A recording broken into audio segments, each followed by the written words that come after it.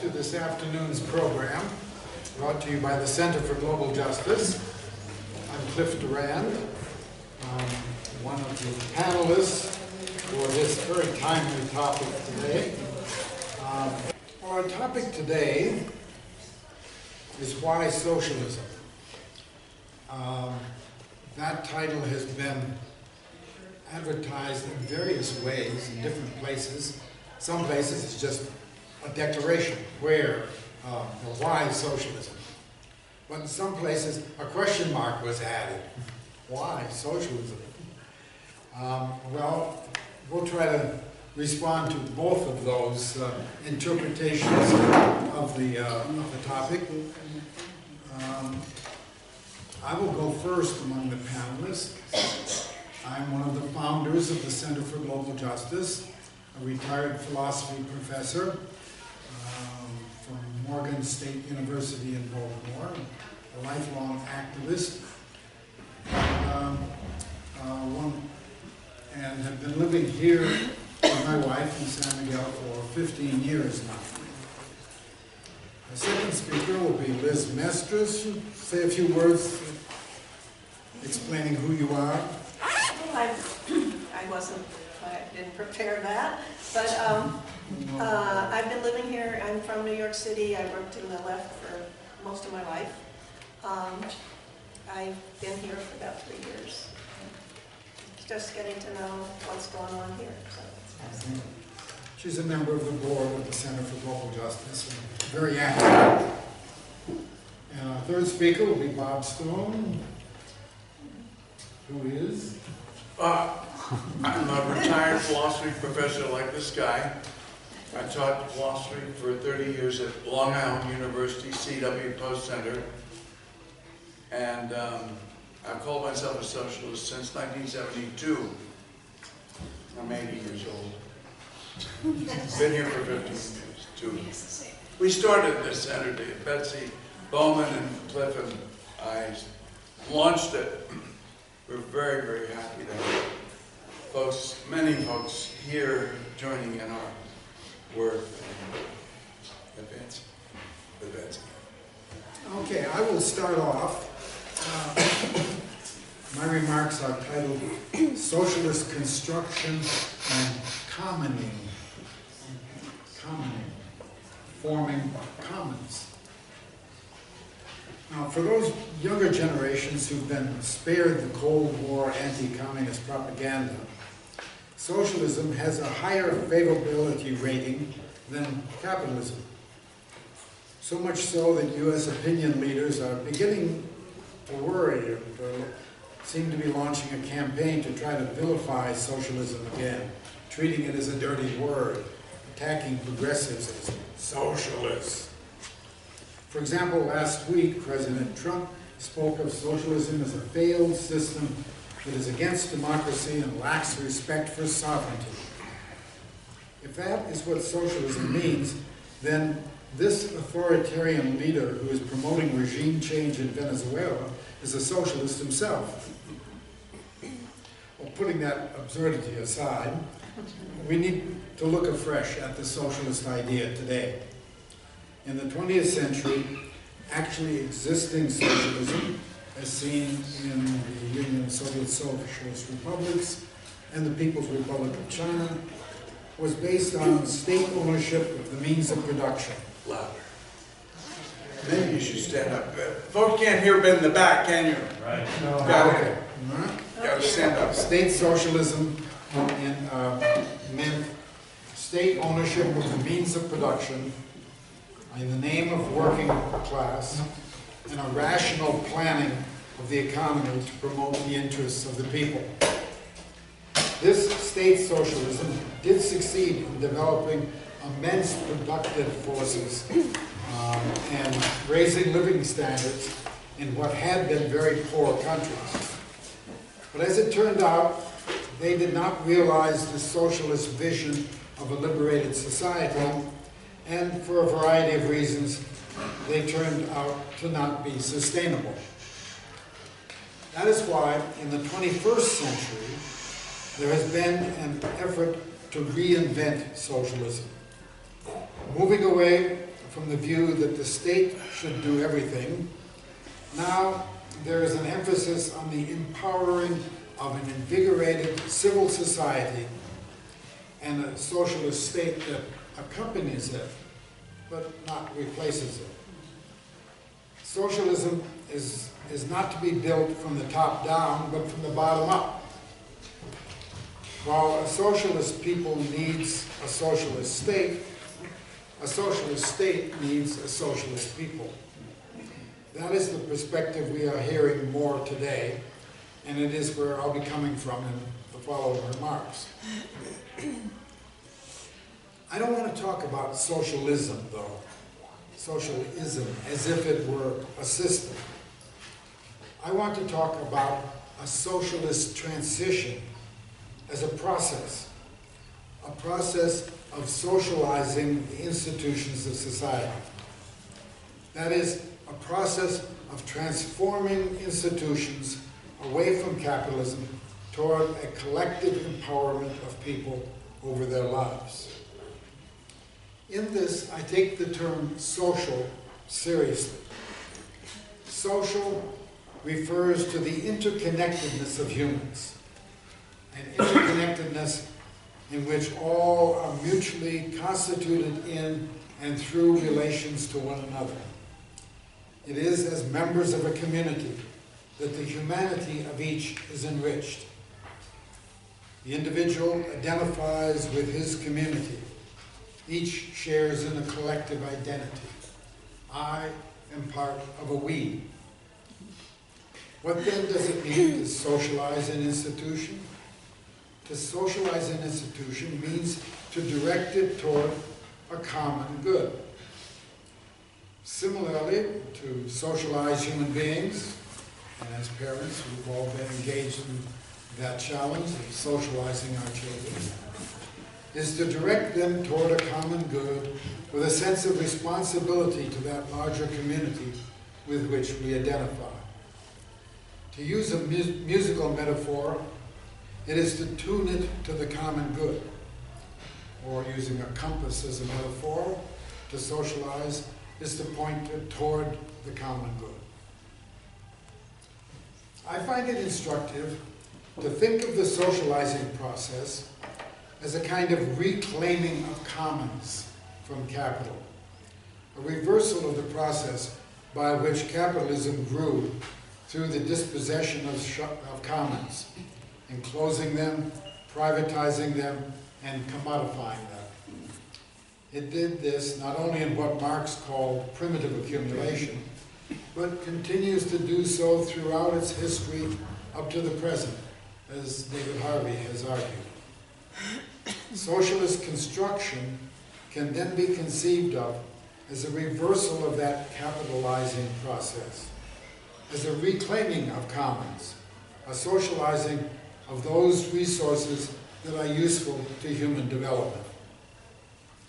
Of the resources that contribute to human flourishing, there are some that can do so best when held in common. Institutions are social when they point to human development through the commons.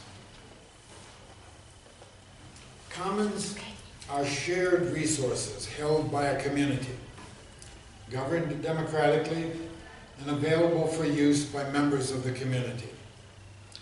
These shared resources are not only land and public spaces, but also the air we breathe and the water we drink, public health facilities, the internet, accumulated human knowledge and culture, and a host of other resources available to all and that can enrich our lives. Capital seeks to privatize these commons so as to profit from them, as we can see wherever neoliberalism has been rampant. Socializing them reclaims them as our common wealth available to all and for the benefit of all. It is because capital threatens to enclose commons that to protect them it is necessary to break the power of capital while also socializing the means of production. Since a common is held in common, by a community, it is shared by that community so as to assure access and sustainability. Whether the rules by which it is governed are customary or are enacted laws and regulations, they issue from a participatory process to which the commoners consent, and in that way is democratic. How is the democratic governance of a commons possible? By democracy, we understand the possibility of joint decision-making for collective action for a common good. Democracy depends on a collective agency, and that requires a collective identity. That is, the commoners must identify themselves as a community, sharing the common resources, and thus feel a commitment to its proper governance. This is the foundation of a democratic governance of the commons. Now, these are precisely the conditions that obtain in a worker cooperative. There is an awareness of a shared interest in the success of the collective project because of the interdependence experienced daily in the workplace. All for one and one for all is a lived reality in a cooperative. The institutional structure of the cooperative engenders a social consciousness, a socialist consciousness. A cooperative is basically a labor commons in which the members pool their labor in a common good. In a capitalist workplace, labor is also pooled, only under the domination of the capitalist and for his benefit. In a cooperative, the labor commoners are given their own collective efforts for the common good, or govern their own collective efforts for the common good. But the socialization of labor aims to also take into account a larger common good, that of the larger community. The socialization of labor in a cooperative is important in socialist construction because it embeds values of cooperation and commitment to a shared well-being in daily work life, thereby fostering a social consciousness, a socialist consciousness. Cooperatives are little schools of socialism. This governance can take place on different levels, depending on the scope of a given commons. The commoners in a workplace are the workers who make up the cooperative. The commoners in a neighborhood are the residents who share a space in the city. The commoners in an urban transportation system are the bus riders, auto drivers, bicycle riders, and pedestrians. And as we are becoming increasingly aware of global climate change, the commoners of our planet are all of humanity, both present and future generations. In each case of these nested commons, it is those who share a common resource and whose lives are affected by it who have the right to participate in its governance. In the first instance, this participatory democracy operates at a lower local level, at the level closest as possible to the everyday lives of people. Higher levels of decision-making are to support the lower levels, and where necessary, coordinate them. This is the principle of subsidiarity that guides the relations between commoners at different levels. I emphasize the participatory democratic character of commons because it is through such participation that the commoners are themselves socialized. That is, they develop the social values, attitudes, and practices that sustain a full human life together, in which all can develop fully. As Marx put it, they realize their species being. Cooperatives are especially effective in educating their members to the values and practices of a participatory socialism. This is more than an invigoration of civil society. It is also construction of a socialist governmentality, in Foucault's sense of the term. Governmentality is a system of control that extends into the subjectivity of the human, into the self. This is what makes a social system self-governing and self-replicating. If a social order is to be sustained over the long run, it needs to be rooted in the character of the people. Their values, their sensibilities, their taken for granted understandings, their very subjectivity needs to be consonant with its institutions. The socialist transition is a process that needs a people with a socialist character if it is to continue. To be sure, socialism needs a socialist state, but equally, a socialist state needs a socialist people.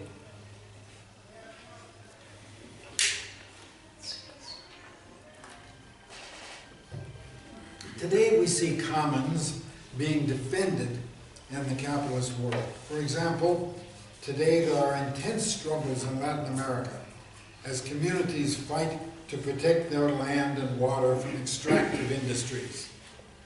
These are resources that have been held in common for generations and sustain their way of life. When oil extraction or mining poisons their water and destroys their land, they defend their commons and assert their claim to govern it. Similarly, there are struggles in the U.S. to defend our remaining commons from neoliberal privatization. Public education, environmental protection, public lands, the internet, health care are all threatened by privatization. These public goods are common resources that enrich our lives. The Trump administration is imposing a veritable tsunami of privatizations in an attempt to complete the destruction of the New Deal Great Society programs that have been already undermined bit by bit over the last 4 decades. Now, as we wake up to the clear and present threat to public goods that have sustained us, we can better appreciate their value to us and even demand their expansion. Their privatization would remove them from our collective governance and enrich private interests. Our resistance to their enclosure is a struggle for their socialization. The struggles against neoliberal capitalism in both the North and the global South are at their core struggles for socialism.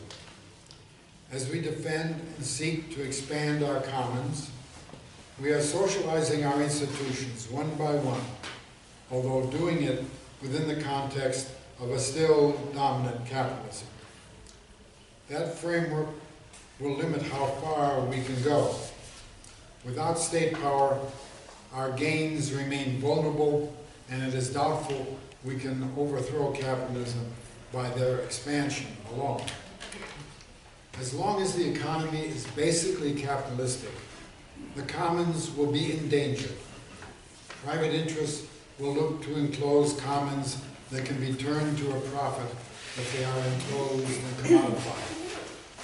And that theft of the commons will often be supported by the state, especially as capital has the political power that comes with ownership of the basic productive resources of society.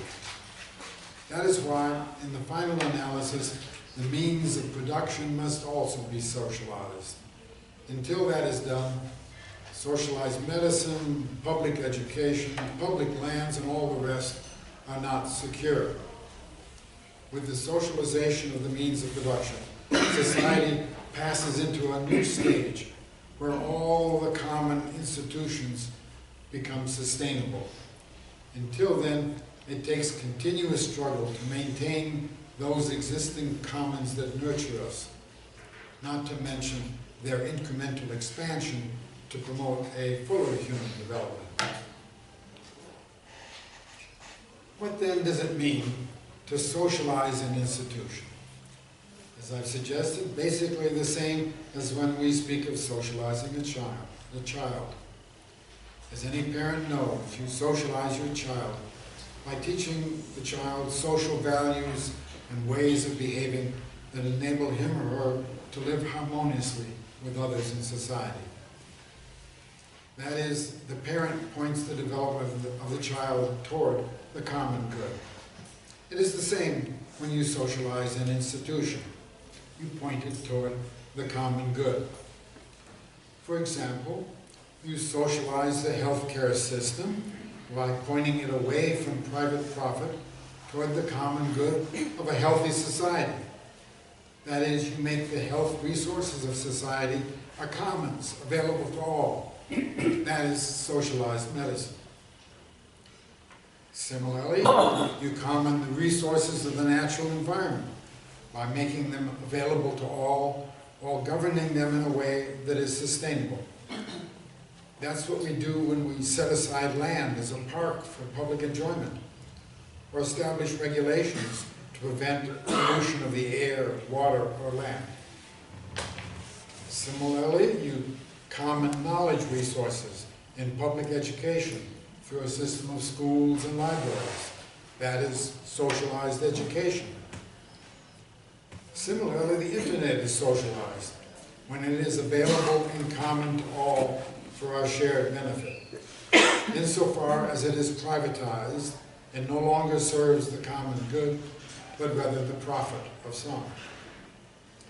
So we socialize the institutions of society when we common together to govern a resource that contributes to our collective and individual well-being. From its historical inception, capitalism has sought to enclose the commons, privatize them, and commodify them, so as to be able to realize their value in the form of profits for some. Capitalism is still doing that today. In fact, neoliberalism represents an all-out offensive to privatize everything, from education to groundwater, to transportation, to retirement benefits, to public lands, to the postal service, to the penal system, to the military, etc., etc. In a capitalist society, we commoners have to struggle constantly to protect the public goods that support our well-being. And that struggle is made all the more difficult by the fact that the state is usually on the side of capital, and we have to force it to protect the common good. That is what much of our resistance to Trump is about today. It is a struggle to promote the common good against the administration's effort to remove social restraints on private exploitation of all the resources of our common life together. Trump is doubling down on the neoliberal privatization of everything. He represents the unrestrained hand of capitalism. His agenda is to intensify the neoliberal dismantling of the remnants of social democracy. In the sabotage of federal agencies, by appointing people who oppose the agencies to head them up, the deregulation of the economy, the privatization of public goods, and the enrichment of the already rich, Trump is teaching us the value of institutions we had taken for granted and even thought we didn't need any longer. He has unwittingly mobilized broad sectors of the population into political activism that promises to reawaken the sense of civic engagement that democracy requires. Our resistance amounts to a struggle for the public good, for a more just, caring society. It is a struggle for socialized institutions. By his negative example, President Trump is teaching this generation the value of socialism. If the Interior Department leases public lands to fossil fuel and mining interests, we say, that is our commons, which we the people have entrusted government to manage and protect. If the Environmental Protection Agency gives carte blanche to industry to pollute our water and air, we say, These are necessary to life and belong to the people to share. If access to public health is in the hands of insurance companies and big pharma, we say each person is entitled to as healthy a life as the medical arts can provide. If the Federal Communications Commission gives priority access to the internet to those who pay, we say the information commons belongs to us all. Most striking of all is the way Trump himself personifies the neoliberal man. The neoliberal concept of the human being is what economists call Homo Economicus. Economic man is a theoretical construct used by economists that envisions a purely self-interested individual seeking his own economic advantage in the marketplace. He is shorn of any moral restraints, compassion for others, or sense of responsibility to the community or others. He is an amoral, asocial atom. This Homo economicus is usually understood to be an abstraction, a theoretical construct. It is recognized that in reality, we are social beings with meaningful relations with others and moral sentiments, living in communities. Nevertheless, in Donald Trump, we have a neoliberal man, pure and simple, a personification of Homo economicus, as we had so vividly displayed to us yesterday in testimony before the U.S. Congress. He is a nearly pure product of neoliberal capitalism. He is an asocial and amoral. His entire being is focused on self-interest. In him, we can see mirrored what neoliberalism is making all of us. It is from that we now recoil in horror. Homo economicus is now understood to be a serious personality disorder. Our revulsion with it leads us to recover our higher angels, our more human, more social being, our socialized self. Herein lies the essence of socialism. It is based on an understanding of the interconnectedness of all of us and the inherent worth and dignity of every person.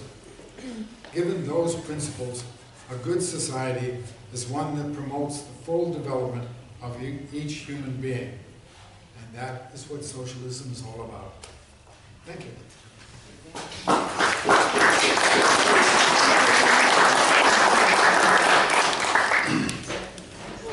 Okay. All right. I'll try to. Can you hear me in the back? Yeah, stand up. Stand up. All right. Well, when I asked the question, why socialism, the first thing that came to my mind was the central reason is for human survival. It's a very big issue, and so I'm only going to offer a few remarks and refer to some of the books and ideas that have impressed me around this subject. So I'd like to start with a few remarks about Marx and Engels. And when they were like in their mid-20s, mid to late 20s, when they had just met each other and were beginning to define their work together, they wrote the German ideology, where they set out what their methodology was going to be. It was historical materialism, and this is what they called it. They said the first premise of all human history is, of course, the existence of living human individuals. So survival was on their front burner from the beginning. Okay, so then they say the first fact to be established is the physical organization of these individuals and their consequent relation to the rest of nature. So I think this is a very helpful key in understanding any social system, whether it's feudalism, capitalism, socialism, whether a good or bad system. It's the way we reproduce ourselves as a species. And it's how we organize ourselves in relation to each other and nature. So they also went on at that point in their lives to talk about socialism. And they did not have a blueprint, as Cliff is, this will repeat some of Cliff's ideas, of course, we overlap. They describe it in one place as the real movement of people to change the current state of affairs. So it's not like, you know, first you do this and then you do that. They really didn't, they think it's something that we do create as a process. But I really like one of their statements about their goals for socialism in the Communist Manifesto, where they say, in the place of the old bourgeois society with its classes and class antagonism, we shall have an association in which the free development of each is the condition for the free development of all. So then, going to our current system, I would maintain that capitalism is no longer capable of providing for human survival. We are facing an eco-social crisis that is requiring us to totally re-examine and reinvent our relations to each other and to nature. So we are faced with the responsibility of dealing with a global ecological crisis capable of determining the future of human beings on the planet. On the other hand, capitalism, many feel that there is no alternative, that we have to figure that out within capitalism, but I feel that's a very dangerous thing to count on. Many see we just can modify capitalism, but I think we have to look deeper into what it has done to our relations with each other and nature. Chris Williams, who has written a book on ecology and socialism, says, capitalism is now a world economic social system predicated on fossil fuel-driven growth. Worldwide, more than $13 trillion of capital are invested in infrastructure directly related to oil and gas production, refining, and use. So I think we can see that our current capitalist system, in our system, well, fossil fuel-based technologies are our principal relation to nature. This is the way that it affects most aspects of our lives, what we produce, how we produce, and how we live. It's the basis of our agriculture. Industrial agriculture is very much fossil fuel driven, pesticides, fertilizers, all of that. Our clothing is largely based on synthetic fabrics, which include plastics. And plastics, of course, are ubiquitous all around us. They are, and of course, all forms of transportation and military strength. So we're just in an oil-based world. So that's, in terms of our relationship with each other, this is not providing us with adequate nutrition, health care, housing, education, clean water. This is out of reach for a large portion of the world's population, including in the advanced industrial countries, the wealthy ones. So we have, as Cliff stressed, we are social individuals. We depend on each other to work together to survive. And in our understanding of ourselves, though, in our current culture, we put the emphasis on our understandings of ourselves as individuals and leave to the capitalist things like our relationships to each other and nature. They're the ones who organize us in the workplace. They're the ones who decide what technologies to use, whether they are, we leave it to them. So I think that's, in many areas of life, we really don't know how to organize ourselves.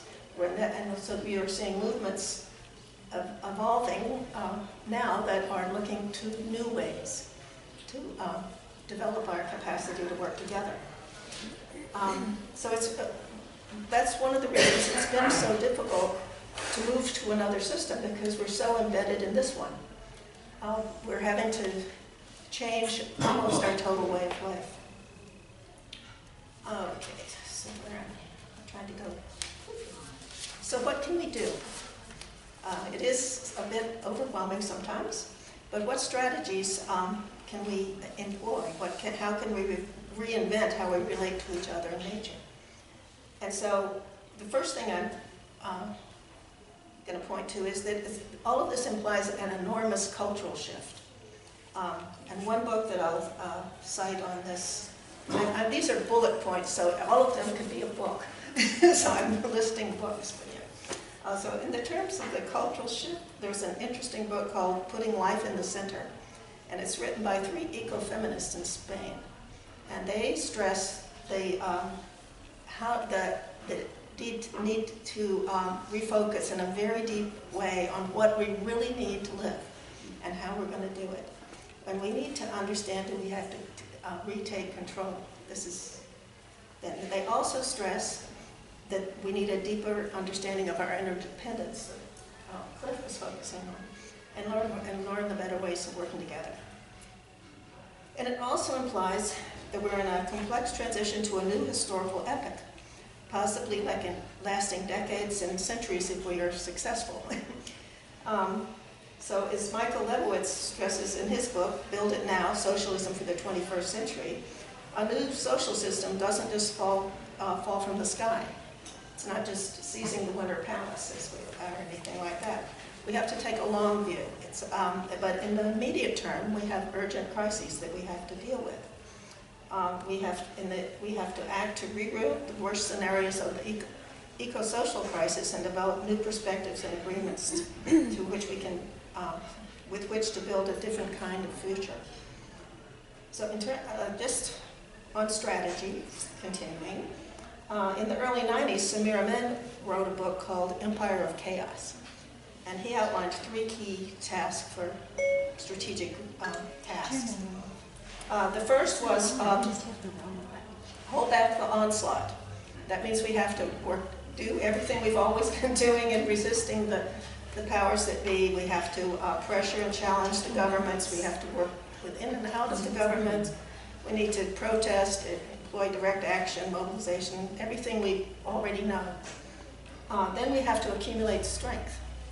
And that's a matter of, that's being attempted in various ways now by building networks for and alternative institutions and organizations, and sharing experiences of how we're working from different places around the world, and beginning to learn that we're really not alone, and that we do have real possibilities. Then the third point is to build up capacities for self-organization, which I've already mentioned. Is something we don't really have already in hand from our capitalist culture. But there's a lot going on. There's been a really interesting shift from either accepting it or rejecting revolutionary parties or any kind of organization, to trying to find the kind of organizations that we need. We're reinventing organizations, and we're reinventing states, what they need to do. One interesting book on this topic that is actually, I think, a bestseller is called Reinventing Organizations. And they're talking about not just social organizations, but businesses, big, large scale, and that they're talking about an evolutionary form of organization that focuses on self-management skills. And it's a very interesting book because you have to really challenge all your assumptions of how things have to be done and think of how they could be different. So in short, we have to not only struggle against the destructive processes that are going on, but we also for the kind of society that we want, and reinventing ourselves. So I'm going to give a short little couple of bullet points, several, on some of the movements that are going on that are in these directions. Buen vivir, which some of you may know of, is a philosophy which developed in Latin America in the early 2000s and was incorporated in the Ecuadorian Constitution in 2008 and the Bolivian Constitution in 2009. It's largely based on indigenous knowledge and the importance of harmony between human beings and also between human beings and nature. It's very reminiscent of what Marx and Engels thought. It also is responding to problems of climate change and the depletion of natural resources. Another really critical movement is transition towns. That is a movement of communities coming together to move away from fossil fuels and to reimagine and to rebuild the world. It's an approach that now has spread to over 50 countries in thousands of groups, towns, villages, cities, universities, and schools. They have established a transition network that shares ideas and experiences, and they have a whole book, a guide to what they have done. The World Social Forum process is an interesting development of this century, and it's a process in which social movements come together from all over the world to try to form networks of networks. RIPUS, which is the Intercontinental Network for the Promotion of Social Solidarity Economy, is currently working on a World Social Forum meeting on transformative economies for 2020 in Barcelona. So, the Workers' Economy Network, which several members of the Global Justice Center have been instrumental in from its start, grew out of the factory occupations in Argentina in 2001 when the Argentine economy collapsed. The network now organizes international meetings as well as regional meetings in Europe, South America, North America, and the Euro-Mediterranean area. Okay.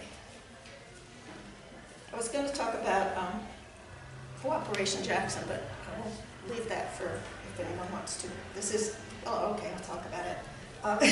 Cooperation Jackson there's a lot of municipal level efforts that are very, very interesting, the transition towns, and also in Cooperation Jackson in Jackson, Mississippi. It's the predominantly black capital of the poorest state in the United States. Their strategy is based on 3 points. Independent electoral politics, creating dual democratic institutions, mainly general assemblies, that run parallel to the government, and building a social and solidarity economy. In a recent interview by the founder of the Transition Towns movement with Kali Akuno, a leader of Cooperation Jackson, they discussed the importance of imagination, asking what-if questions. And Kali said that this has been essential in their work, that because it's necessary to question our own assumptions of what is possible. So one of the questions that he stressed that blew me away was, what if we could make Mississippi a real, truly equitable state? Not just Jackson, but the whole state, which is, you might imagine, one of the more racist states.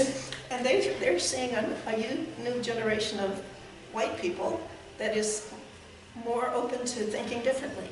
That is, and so a lot of their strategies is on, bringing together blacks and whites in the States, which is beautiful. Okay, here in Mexico, there is a lot going on, including projects like the self-government projects such as the Zapatistas and the case of Duran in Michoacan, where the local people throughout the cartels and the political parties and are running the place themselves. There are also several transition town initiatives here in Mexico. There's also an interesting last book I'll probably mention called Mexico, Regions That Are Moving Towards Sustainability by Victor Toledo, who often writes for La Jornada. And so he has studied, surveyed the movements here and talks a lot about the networks that are being built here in Mexico. He identifies key areas that are in the most advanced parts of Mexico, and here in San Miguel, we're not mentioned, but there is a lot going on, and we have a lot to learn from other parts of Mexico. Here we face enormous eco-social challenges, and some key ones being inequality, water, and over or misdevelopment. And so as a relative newcomer to San Miguel, I'm amazed to learn about the huge number of organizations that are working, about the rich experience and knowledge that has been gathered here over the last few decades. So that's it.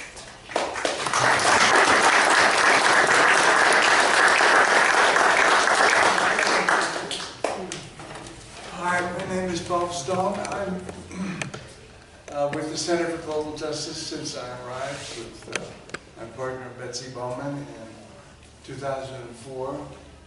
I want to remark that our agenda, Why Socialism, has been hijacked Monday by our President of the United States' announcement that he is threatening to intervene. It's in the language of no option is off the table to unseat the authoritarian regime in Venezuela. So there's a lot at stake here in this question that I think we can't ignore. And I wanted to address that first. And I'll do so in terms of work I've been doing with Betsy on Jean-Paul Sartre's application of the notion of existential responsibility to history. He wrote the ethics he wrote developing that notion of responsibility is very well known in the essay Existentialism as a Humanism.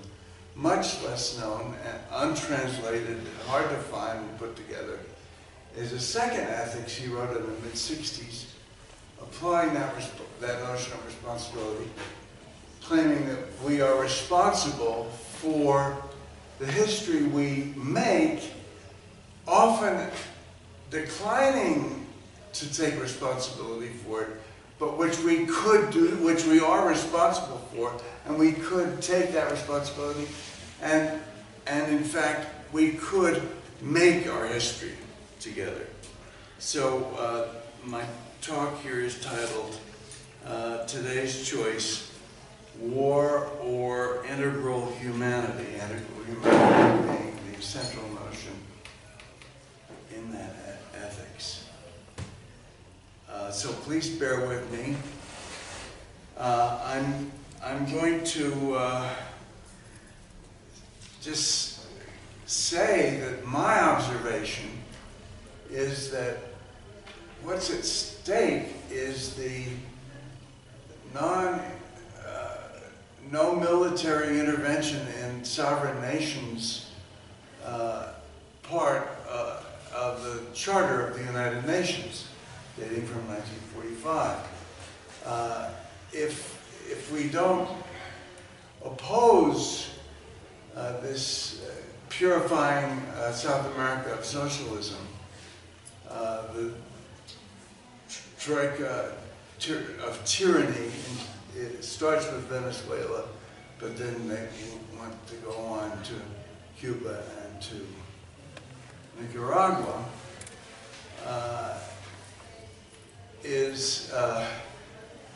if we go for it, the international legal system based on the 1945 Charter of the UN goes out the window. So, and we enter a domain in which, an unknown domain, the invasion of Poland in 1939 was a case of military intervention in the affairs of a sovereign country. Are we about to contemplate doing that again? So I want to raise that issue and contextualize it.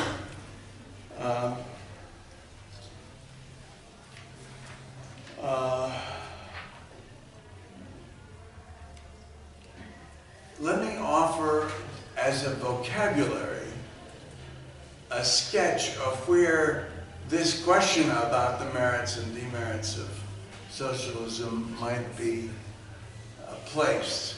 It's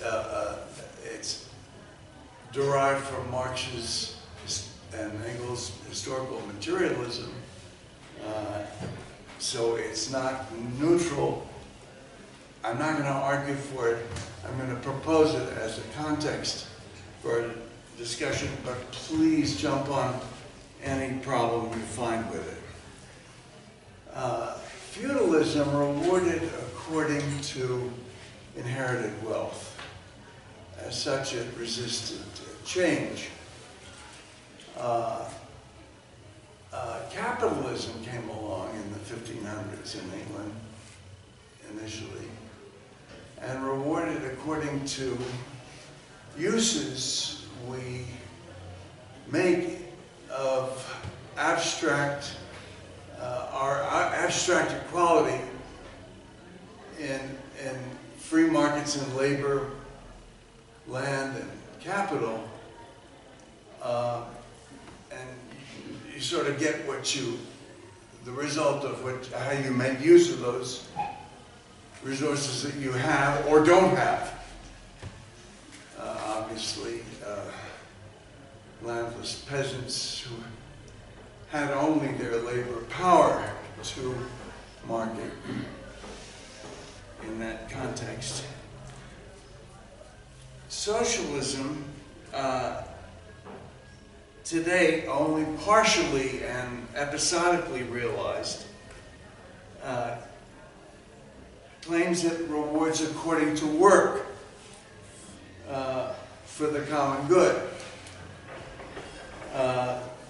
Communism, arguably socialism's goal, draws from each according to his abilities in order to meet the needs of those who are needy.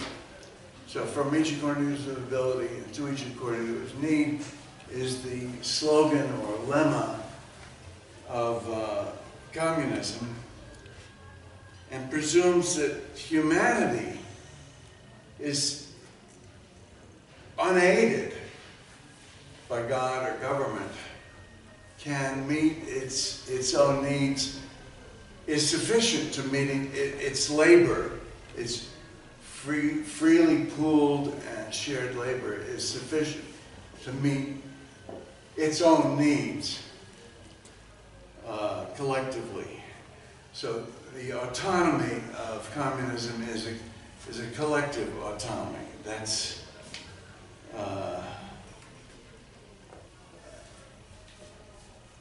the autonomy of humans who, for a start, have to work to survive at all. And now I want to characterize socialism in that sequence as a process, a set of practices, a rule derived from reversing the rule of what I call the invisible hand rule of capitalism, and the agency behind socialism. Here I want to build on Cliff's notion of commoning, collectively using existing or new resources to meet, to serve public goods and meet needs. Commoning is the collective directing of those resources, heretofore privatized. So commoning is a reversal of capitalism. Land, air, water are commons, but so is the internet, health facilities, knowledge, and culture. Socialization, commoning, is collectively directing old or new resources to human uses, or to nature, to development of nature as an end in itself. So I emphasize more than Cliff the non-state development of humanity and of nature as goals of socialism. The practices, I'm just going to elaborate here on the role of privatizing in constituting capitalism, it started with privatizing common lands, a practice called enclosures, closure movements starting in the 1500s in England, repeated first informally by landowners simply fencing in common lands that by charter, like the Magna Carta, had empowered peasants to make their own living on lands not lands that they held in common. Landowners needing more land to graze their sheep, to compete with Dutch wool, took the land of the commoners, fenced it in, claimed it. That happened. That was a big struggle that went on for a good long time, until finally it became evident that this new system of hiring the newly landless peasants and bringing them into factories owned by those who could afford to buy the machines was a fabulously productive enterprise, even though it was a form of unpaid, and partly unpaid, forced labor for another. It was a wage slavery. It was fabulously productive, and governments using their sovereign control of their territory collectively, in other words, using state power, a collective assertion of what's good for the whole, in order to protect private property, which licenses all sorts of uses counter to the good of the whole. A real irony at the heart of modern political science. That irony was what we got stuck with, and we now have capitalism, which pits, well, they both need, capital and labor need each other. Capital can't make profit without labor. Labor can't eat without the wage. So the capitalist gives the laborer the wage if he will let the capitalist keep all of the value created after the worker's labor has put value enough into the commodity produced to pay for his own, upon sale of that commodity, he can pay for his own labor power.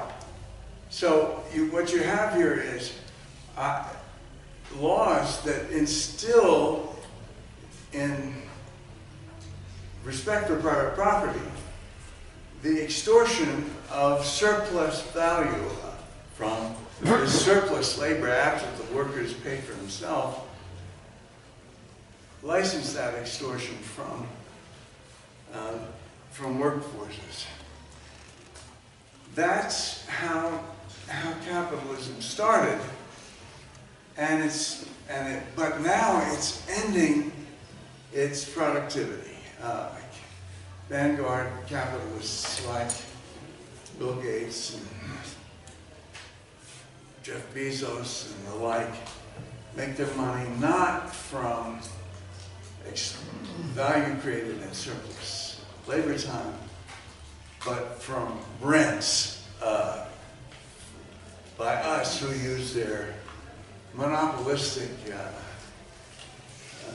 control of the algorithms and software that we use to communicate through their systems, so protected solely by rights of private property. So arguably the vanguard of capitalism, and perhaps the rest of rest of it is on its final legs. In 2008, we saw an enormous step away from capitalism when banks that should have been allowed to fail have been sustained ever since. Quantitative easing, it was supposed to last for a few years. It's now installed. Bankers have a big tit to suck on. That is, they're not going to let go away. Federal Reserve is won out in the battle, and we have well-funded tax money going to oligarchs. So it's socialism for the wealthy. We're now entertaining. I want to. How am I doing for time? Well, maybe 5 more minutes. Okay. There's some practices, there are 4 practices that are essential to maintaining capital's hegemony. I just want to talk about one of, well, I'll just mention them. In addition to privatization, which I've spoken of with the enclosures, there is the devalorization of women's labor, without which capital could not survive 1 minute. It was done, according to Sylvia Federici, by the witch hunts at the end of the Middle Ages. And that installed the notion that truly productive labor, labor that produces humans, the sources of all other labor value, that labor has to be devalued. The value of making, training, protecting, humanizing little babies, the labor of women, paid or unpaid, paid as nurses and teachers, unpaid as mothers, has to be put beyond the needs to be covered by the wage. How do you do that? You get the bright ones and you burn them up. And you make them witches and just discipline women to stay in the home and do unpaid, do the crucial unpaid labor.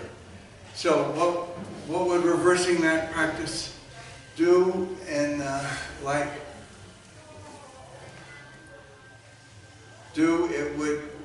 men would be charged with, would be asked and elicited to share the real labor of producing humans with women.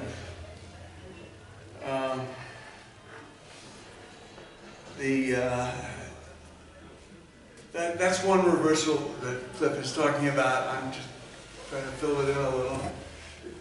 Going back to the invisible hand rule, that's another rule that socialism reverses.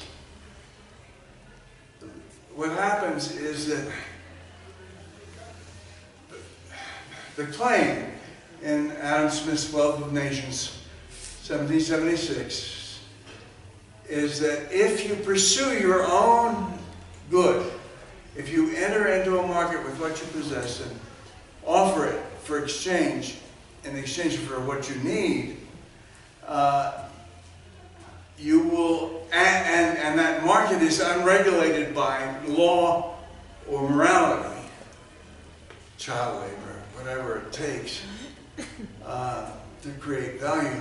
If you enter a free markets in the land, labor, and capital with your own good in mind,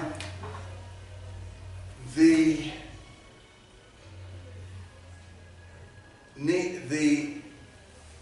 collectivity, the social good, will also thereby be served, if the market is truly free, as if by the action of an invisible hand.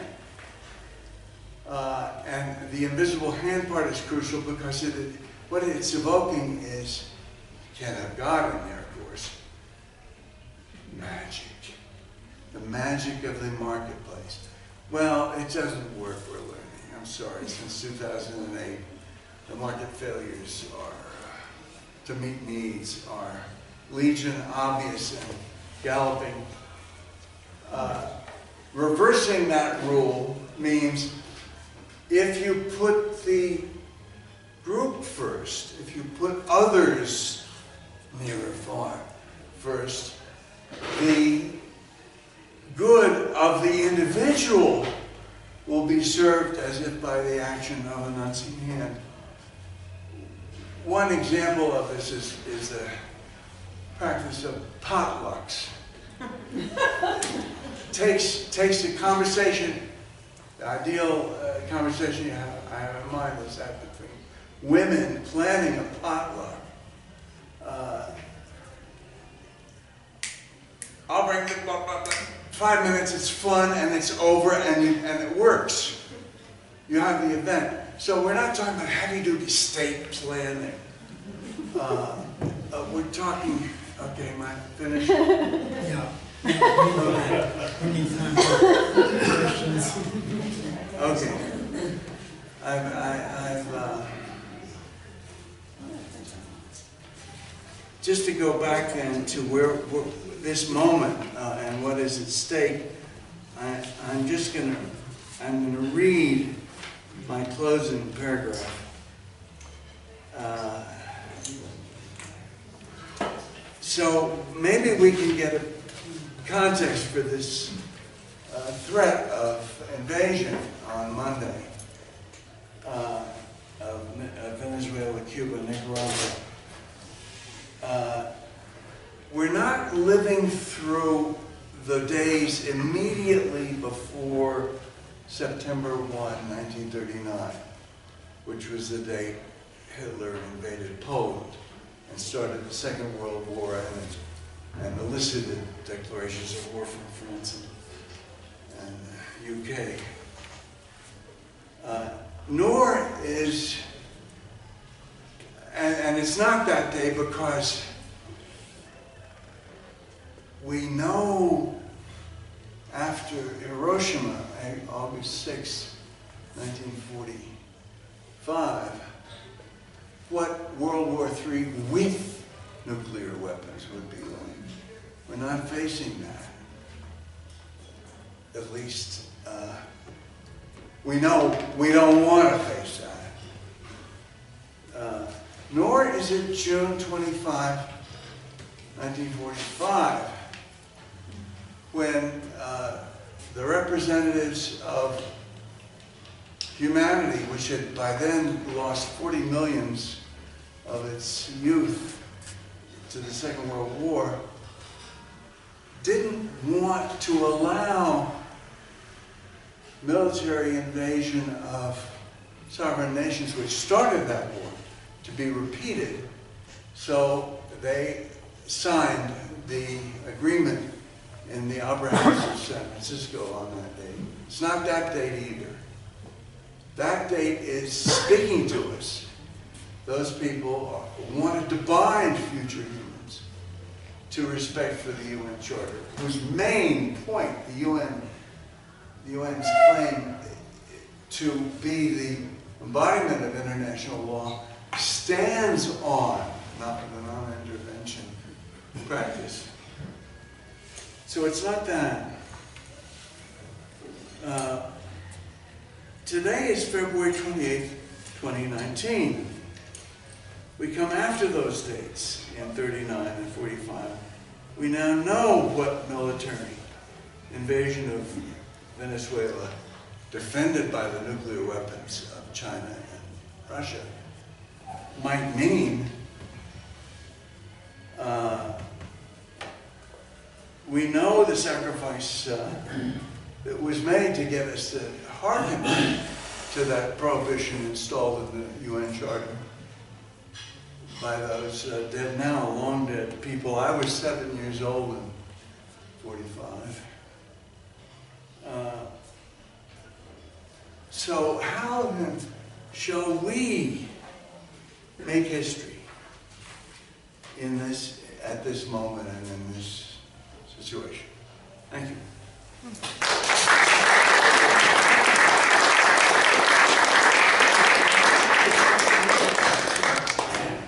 Well, the floor is open for questions and comments. We have 30 to 40 minutes for discussion. So